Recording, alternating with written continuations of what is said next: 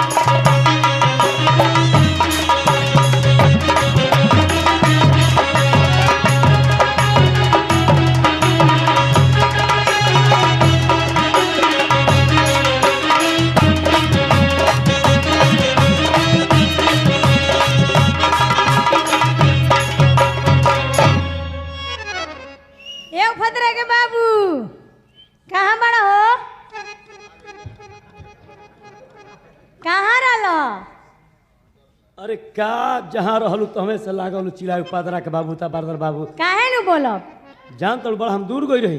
कहाँ गई रहल? एक बात कही कह खिसेबू ना नु काहे ला खिसियाई? लइकवा के नाम लिखवा के आवतनी कौन स्कूल में? ओकरा के डॉक्टरी पढ़ावे खातिर। ना हमर लड़का डॉक्टरी पढ़ी ना पढ़ी ना, का है हमर लड़का इंजीनियर बनी। इंजीनियर बनी? हाँ देखो देखा का डॉक्टर ओकरा के बनाई हम हाँ तो बहुत बेचारा जनता के सेवा करी, रोगी के रोग दुख दूर करी। इंजीनियर बनी तो सेवा ना करी? इंजीनियर बनी तो सेवा ना करी? हाँ लोग ना जानी है। हम ओकरा के डॉक्टर बनाई ना, हम इंजीनियर बनाई। तू बिगड़बू? बिगाड़ा तानी तू बिगाड़ा ताड़ा। झेल हमारा खीस मत बनावा। खिस बनाओ तानी लइकवा के बुला के पूछ लो। बुझाइलू न तो मारा मुंह से कितना बड़ा के रोवे लगी है घरी है। लइकवा के बुला के पूछ लो का बनी? दवा के बोला के पूछल हम कहतनी कि हमर लड़का डॉक्टर बनी डॉक्टर बनी तो ना हम कहतनी लइका हमर इंजीनियर बनी इंजीनियर बनी। होश में रह तनी तब याद के मत कर दे। एकदम होश में रह। खराब कर देबे घरी हम। अच्छा बुझाइलू? अरे का रे बपुआ वो पदर अरे नहीं खा जानो। अरे का मार का चाइन कइले रहता सने टोला महल्ला में हमनी के सूतल बेड़ा विपत कइले बरसन। तारा सुतही के टाइम नहीं मिला। मार टोला महल्ला में कुकुरहट फैला के धइले बरसन। हम अपना घर के हाय उ पदर बबिया तो आऊ और रात भर झंझट करत है नु एकदम हमरा के हालत खराब कर देबी ये औरत। तू कहता रह के हम डॉक्टर बनाइबू कहतिया कि इंजीनियर बनाइबू। हाँ हमार विचार बा कि अपना लड़का के डॉक्टर बनाई। हां हमार का नाम है कि हम लड़का के इंजीनियर बनाई। देखो यही खातिर लड़ाई बड़ी हमनी में। लड़ाई भइल बानू? हाँ आ लइकवा कहां बा? हैं लइका बा? लड़का बा हां माने का कइल जाओ? अरे का कहता लइकवा कहाँ बड़ुए? लड़का के बुलाओ जाओ। लइकवा के बोलाओ। ओहो अरे हमू देखली कि इंजीनियर जुगुत बड़ुए कि डॉक्टर बनी। ई बात बा हाँ। लेकिन बात बड़ा घबरा गई। लइकवा भइले कहां बा अभी? लइकवा तो भइले अभी नहीं खे। आए अभी तो हमनी के सोचत रही जा बनावे खाती बाकी मेहरानू काम झंझट कर देला सीधा। का झंझट कर देनी? आई हम एक महीना ले झंझट सुनतानी कि इंजीनियर बनाई डॉक्टर बनाई। हम कहीं कि लइकवा के स्कूल में नाम लिखवा देले बारो अभी भइबे ना कोई। सोचत न बनी जा। अच्छा आ सोचत रहू टोला महल्ला के मार नोचत रहू जा दोनों बेकर। तो तू सूत। कहाँ सुतल होता? हां का कहल चाहत हो?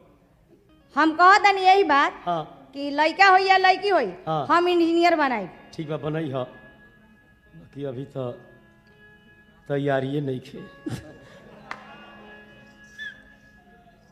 और खेत पड़ती है क्या बरे? हाँ सुना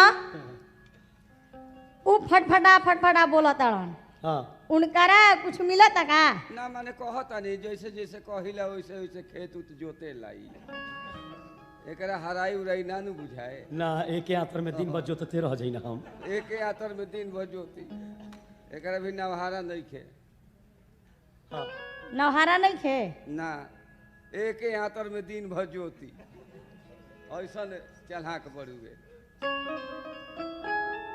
अच्छा ज्यादा सुना अरे बाबू ऐसा लइका खोजी ह सुनो तनु हाँ हाँ अरे बाबू ऐसा लइका खोजिया हमरा देख पड़ोसन जरे मरे बाबू ऐसा लइका खोजिया हमरा देख पड़ोसन जरे मरे कोई लगा ले फांसी कोई लगा ले फांसी चुल्लू भर पानी में डूब मरे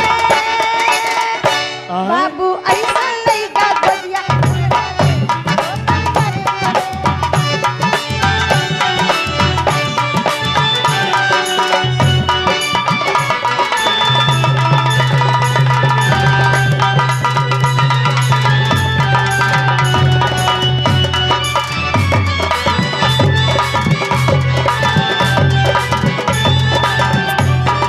मन की बात बताई कैसी दिखा हमर किया सांझ बिहने ताना मारी मर्दा वाली सखिया जाना ता बोला हमरा बाबूजी से बहुत डर लागता का है कहीं बूढ़ न लियान के हमरा बियाह कर दे कोनो बात नहीं के ओही से नु कहतनी भारत तनी में तो हनी लोग समझा दी हलो भारत में हाँ बुढ़ारियों पर जवानी जागेला मन की बात बताई मन की बात बताई कैसे देखा हमर किया साज पहने ताना मारे मर्दा वाली सखिया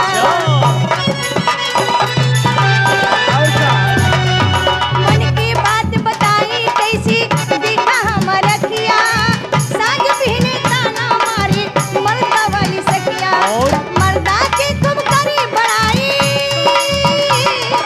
मर्दा की खूब करी बड़ाई हमरा से मजाक करे हाँ हाँ बाबू ऐसा लइका खोजिया हमरा देख पड़ोसन जरी मरी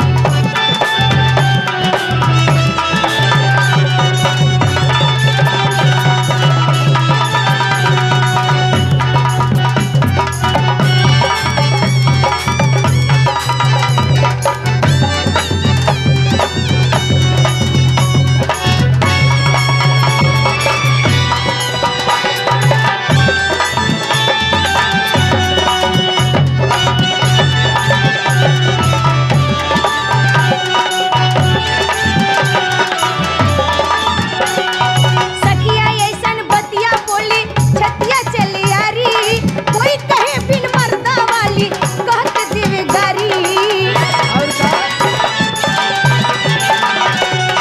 सखिया ऐसन बतिया बोले छतिया चली यारी कोई कहे बिन मर्दा वाली कहत देवे गारी फिर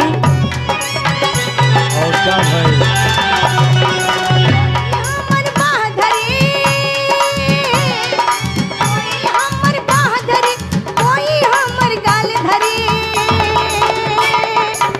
अच्छा बाबू ऐसा लइका खोजिया हमरा देख पड़ोसन जरी मरी